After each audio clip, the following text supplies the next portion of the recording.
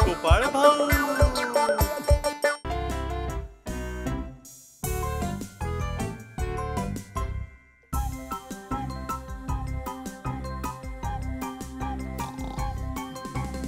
पहा, तळ्यापाशी जाताना यांना उठवून गेले होते.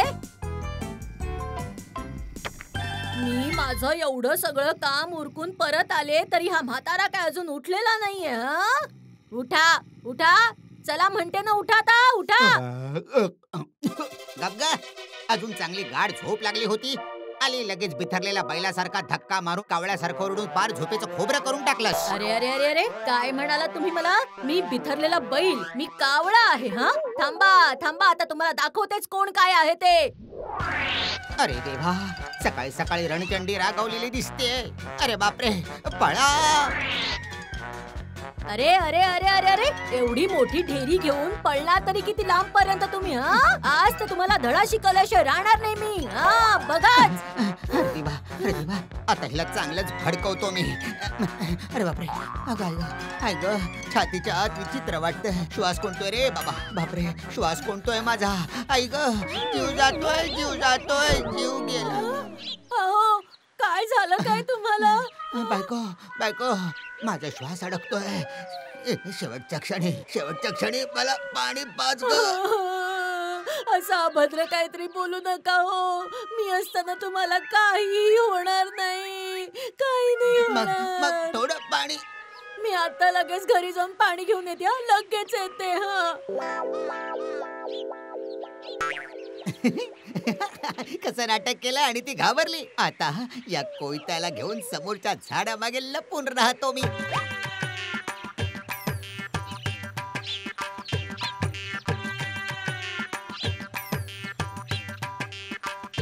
अरे, हा माणूस गेला तरी कुठे? हा, इथेच तर पडून विवळत होते ना. आता बायको, मी इथे.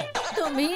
हो, मी जिवंत आहे, प्रत्यक्ष मी. मग तुम्हाला जो श्वासाचा त्रास होता ना, सगळं खोटं होतं ना? तुझ्या कोयत्याच्या फटक्यापासून वाचण्यासाठी केलेला अभिनय होता.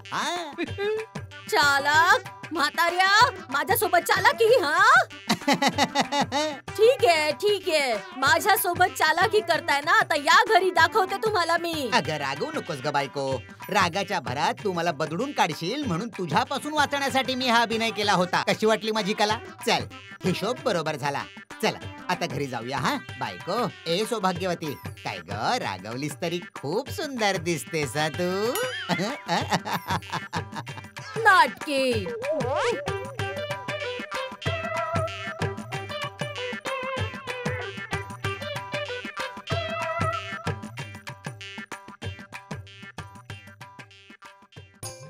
आता बाजारातून एक मोठा राहू मासा आणतो आणि बायकोचा राग शांत करतो. नाहीतर दुःखच दुःख पदरी येईल. बाप रे बाप, किती भयंकर चिडलीये.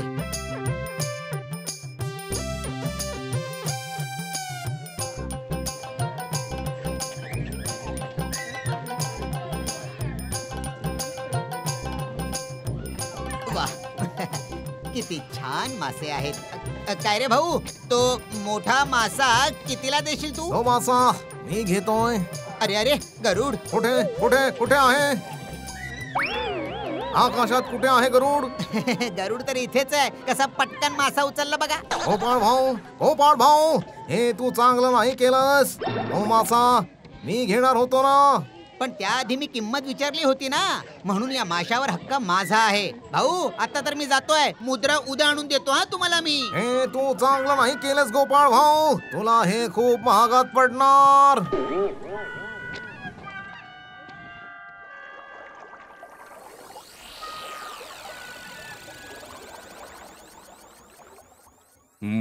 सगळे सभासद जमले आहेत का? जर जमले असतील तर सभा सुरू करूया. पण त्याआधी माझी एक तक्रार आहे महाराज. तक्रार? होय महाराज, तक्रार. पण कोणाच्या विरोधात? कोण असेल?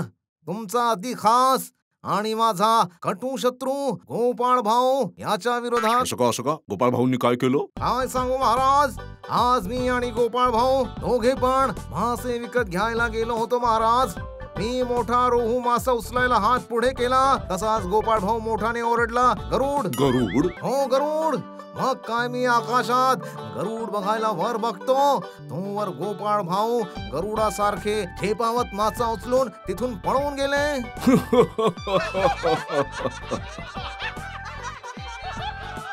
महाराज तुम्ही हसताय. हसू नाही तर काय करू? तुमच्यासारख्या एका वयस्क माणसाला गोपाळ भाऊंनी गरुडाच्या नावाने फसवलं आणि मासा पळून नेला. खरंच गोपाळ भाऊच्या बुद्धीला तोड नाही.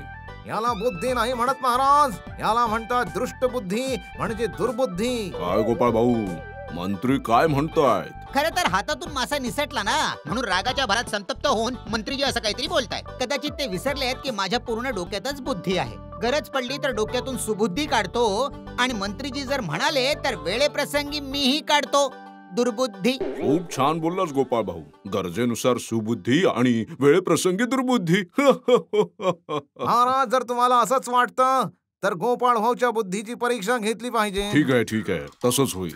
मी सुबुद्धीसाठी एक परीक्षा घेणार, पण फक्त गोपाळ भाऊंची नाही. परीक्षा तुम्हा सर्वांना द्यावी लागेल. जो कोणी या परीक्षेत यशस्वी होईल त्यालाच मी खऱ्या अर्थाने बुद्धिमान मानेन. काय गोपाळ भाऊ, तयार आहेस ना? मी तयार आहे महाराज. काय हो मंत्री, तुम्ही असे गप्प का बसला? होय महाराज, जर का बुद्धीची खरंच परीक्षा होत असेल तर तुम्ही बघाच, परीक्षेत गोपाळ भाऊला हरवल्याशिवाय मी शांत बसणार नाही. ठीक आहे, मग उद्याच तुम्हा लोकांची बुद्धी परीक्षा होणार.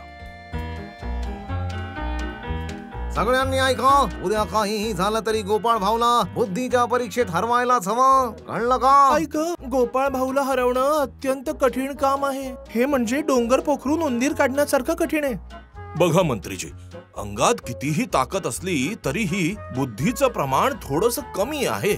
मी चिकित्सक माणूस आहे हो, ज्ञान आहे पण बुद्धी नाही बघा. अरे वा, तुम्ही सगळ्यांनी किती छान छान गोष्टी सांगितल्या. बुद्धी नाही. बरं मग उद्या बुद्धीच्या परीक्षेत मी स्वतः गोपाळ भाऊला हरवेन आणि महाराजांसमोर सिद्ध करून दाखवेन की मी गोपाळ भाऊ पेक्षा श्रेष्ठ आहे. मी तुमच्या सोबत आहे मंत्रीजी. काहीही झालं तरी सर्व पणाला लावून उद्या गोपाळ भाऊला हरवायलाच हवं. तसही त्या टकल्याला आपल्या बुद्धीचा फारच गर्व आहे.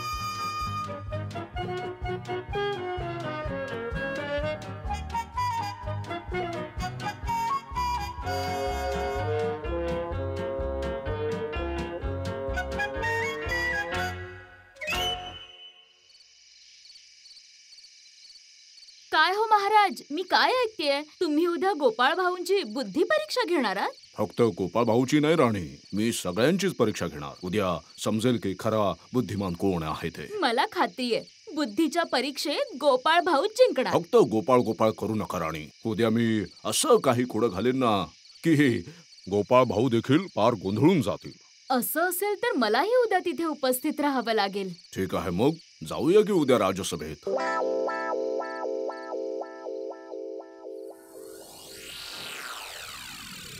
तर आता आपण सुरू करूयात बुद्धीची परीक्षा. कशी काय सुरू करू शकतो महाराज? अजून आपले बुद्धीचे शिरोमणी गोपाळ भाऊ उपस्थित झाले नाहीयेत. मी तयार आहे ना महाराज. वाह वाह वाह वाह. हे घ्या गोपाळ भाऊ पण आला. मला माहित होतं की गोपाळ भाऊ मागे हटणारा माणूस नाहीये. माझ्यावर विश्वास ठेवल्याबद्दल खूप खूप धन्यवाद महाराज. तर मग सुरू करूया बुद्धीचा खेळ. आज सगळ्यांना हे सिद्ध करायचं आहे की बंद आणि उघड हे एक समान आहेत. काय माझा प्रश्न सगळ्यांना कळला ना? महाराज तितकंसं समजलं नाही. ठीक आहे, पुन्हा सांगतो. सिद्ध करायचं आहे की बंद आहे त्याच समान उघड ही आहे. हे कसले विचित्र प्रश्न आहेत महाराज. बंद आणि उघड एक समान कसे असू शकतात? हा, बंद म्हणजे बंद आणि उघड म्हणजे उघड. बंद आणि उघड सारखे कसे असू शकतील? हीच तर प्रश्नाची गंमत आहे. ज्याच्याकडे बुद्धी आहे तोच या प्रश्नाचं अचूक उत्तर देईल की बंद आहे तेच उघड समान आहे. काय मंत्री, तुम्ही उत्तर देऊ शकाल का? हो, म्हणजे प्रयत्न करून बघतो महाराज. ठीक आहे, करा मग. काय गोपाळ भाऊ, तुला काय सांगायचंय का? आधी सगळ्यांना सांगून घ्या, मग मी सगळ्यांच्या शेवटी बोलतो. हा ठीक आहे, मग सगळ्यांनी पटापट उत्तर द्या. कोण कोण सिद्ध करू शकतो? मी नाही करू शकणार महाराज. हे माझ्या कृती बाहेरचं आहे. खूप कठीण प्रश्न आहे. नाही महाराज, मला हे जमायचं नाही. मी तर नक्कीच हरणार आहे. समजलं तर तुमच्यापैकी कुणालाही जमणार नाही. काय मंत्री, म्हणजे मी मनातल्या मनात प्रयत्न करत होतो महाराज. तुमचं सीमित आकलन मला माहित आहे. गोपाळ भाऊ, आता तूच या प्रश्नाचं उत्तर दे बघू. आधी सगळ्यांचं होऊन जाऊन द्या. पण हे प्रश्न इथे राज्यसभेमध्ये उभे राहून सोडवता येणारच नाही. सुरू झालं गोपाळ भाऊचं नवीन नाटक. अरे बाबा, जो प्रश्न सोडवू शकतो तो इथेच उभ्या उभ्या सोडवू शकतो. नाही मंत्री महोदय, प्रश्नाचं उत्तर कागद आणि लेखणी वापरूनच देता येईल. त्यासाठी मला गरज आहे एका मोठ्या दरवाजाची आणि एका काळ्या फळ्याची आणि एका खडूची. अरे बापरे, एवढं सगळं? हो महाराज, इतकं सगळं. ठीक आहे, चला तर मग. माझ्या खोलीच्या समोर एक मोठा दरवाजा आहे. ते सगळं तर ठीक आहे, पण आता फळा आणि खडू आणायचे कुठून? चिंता करू नका महाराज, 2 शिपायांना पाठवा. ते शाळेतून फळं आणि खडू घेऊन येतील. शिपाई, आदेश द्या महाराज. ताबडतोब शाळेत जाऊन एक खडू आणि फळा घेऊन ये जा. ठीक आहे महाराज. काय गोपाळ भाऊ, हा दरवाजा चालेल ना तुम्हाला? चालेल म्हणजे? अहो, धावेल सुद्धा महाराणी. वा, घेऊन आलात का? ठीक आहे ठीक आहे. हा फळा भिंतीला टेकून असा उभा करून द्या. हा, आणि खडू माझ्या हातात द्या.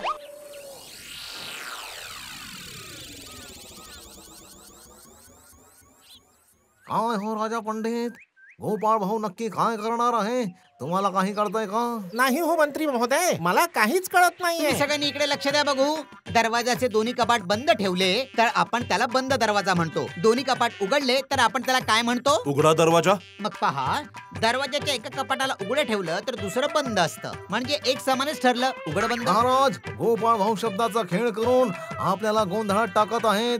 हो महाराज, गणित वापरून गोपाळ भाऊने हे स्पष्ट करावं. होय, नक्कीच समजवणार पंडितजी. म्हणूनच तर मी फळं आणि खडू मागवलेले आहेत. आता पहा. हा,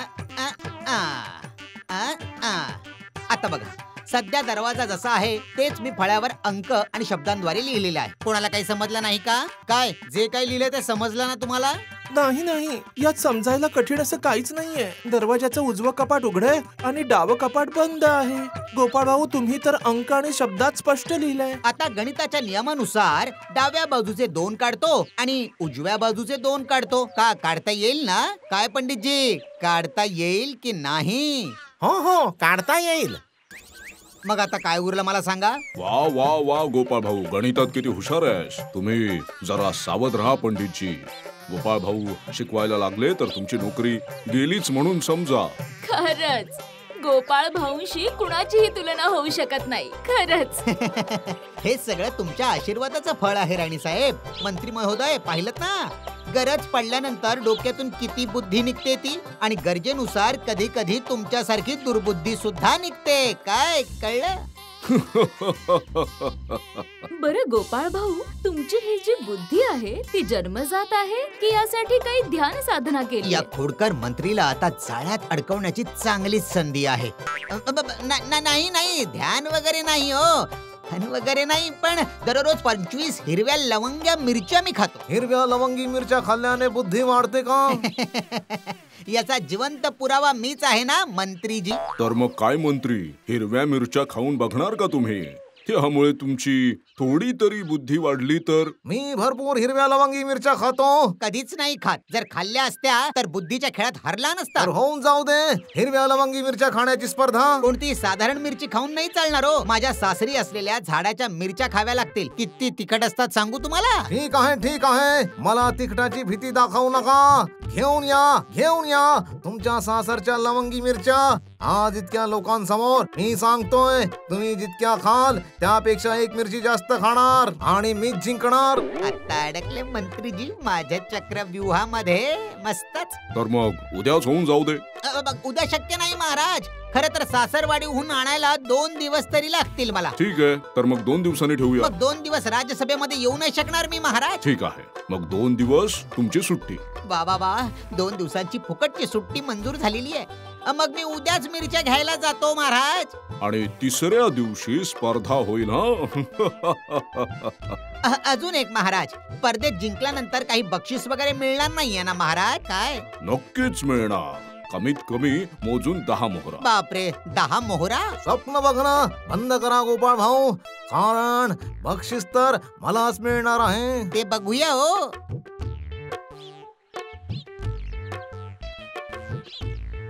ए बायको, ही सामानाची पिशवी जरा धर.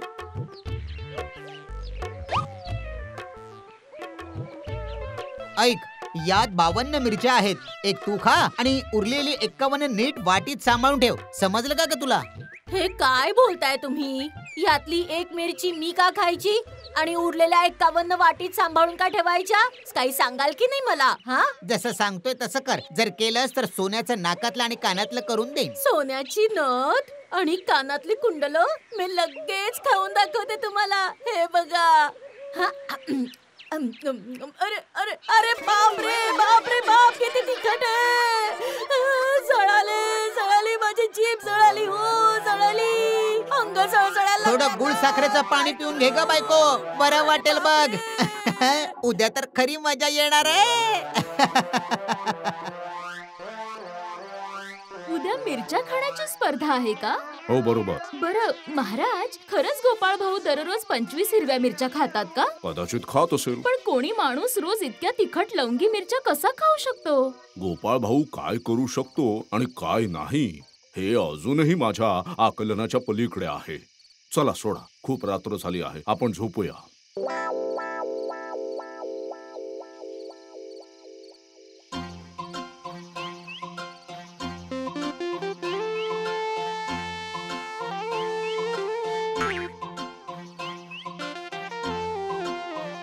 काय हो, एवढ्या रात्री तुम्ही या मिरच्या घेऊन बसलात? काय झालं? कला साकारतोय ग सौभाग्यवती, कला साकारतोय मी. कला म्हणजे काय हो? तू जशी भरली वांगी बनवतेस ना, तशीच मी भरली मिरची तयार करतोय. बाकी काही काहीही कळलं नाही. अच्छा, भरली वांगी करण्यासाठी तू काय काय करतेस? ठीक आहे, मीच सांगतो. आधी मस्तपैकी देठ कापून आतल्या सगळ्या बिया काढतेस आणि मग त्यात माशाच्या किंवा डाळीचा मसाला भरतेस. बरोबर ना मी सांगतोय ते?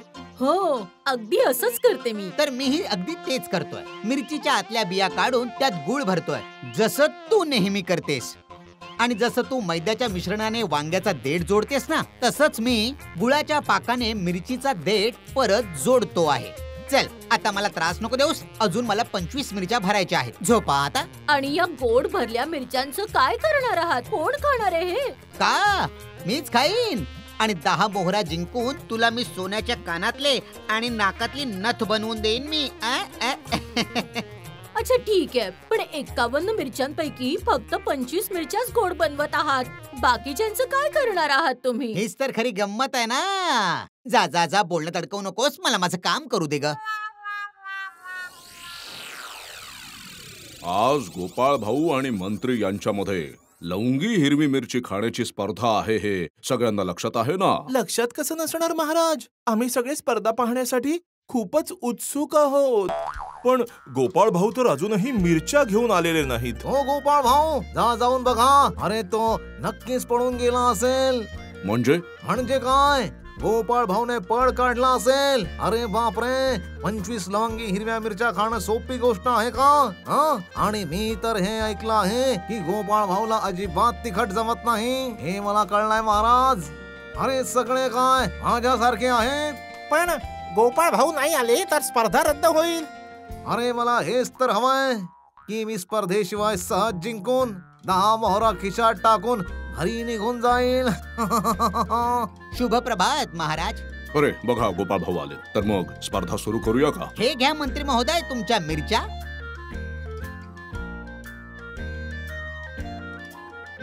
आणि या माझ्या मिरच्या. चला सुरू करूया.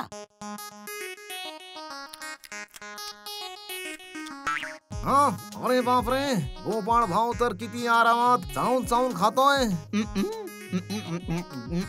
हे काय, गोपाळ भाऊने तर एकदम 2 मिरच्या एकत्र खाल्ल्या. काय मंत्री महोदय, फक्त पाहत राहणार की खाणार सुद्धा? खा ना, खा खा खा. हो मंत्री, खा खा, खाऊन दाखवून द्या त्याला.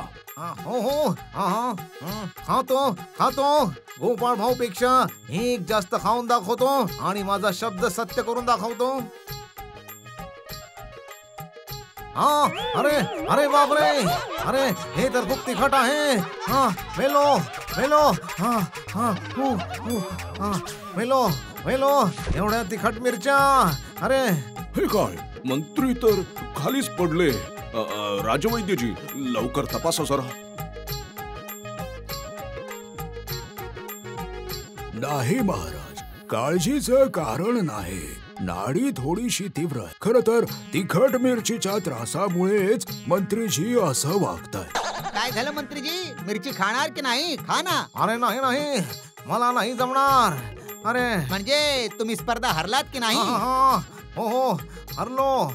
हो हरलो हरलो. मग माझ्या 10 मोहरा?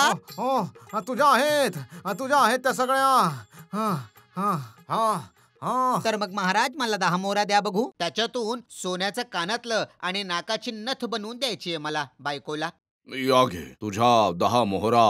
अच्छा गोपाळ भाऊ, माझ्या माहितीनुसार तुम्ही तिखट खाऊ शकत नाही हो ना? अजिबात खाल्लं जात नाही. मग एवढ्या तिखट मिरच्या पटापट कशा काय खाल्ल्या तुम्ही? त्या तिखट मिरच्या नव्हत्याच राणी साहेब. मी तर मस्तपैकी गोड मिरच्या खाल्ल्या. म्हणजे मिरची कधी गोड असते का? अगदी सोपं आहे महाराज. काल रात्री जागून मी माझ्या वाट्याच्या सगळ्या मिरच्यांमधून सगळ्या तिखट बिया काढून टाकल्या आणि गुळाने भरल्या. त्यामुळे त्या गोड झाल्या आणि त्याच गोड मिरच्या मी आनंदाने चावून चावून खाल्ल्या. आणि खरी तिखट मिरची खाऊन मंत्रीजी अक्षरशः लोळतायत बघा.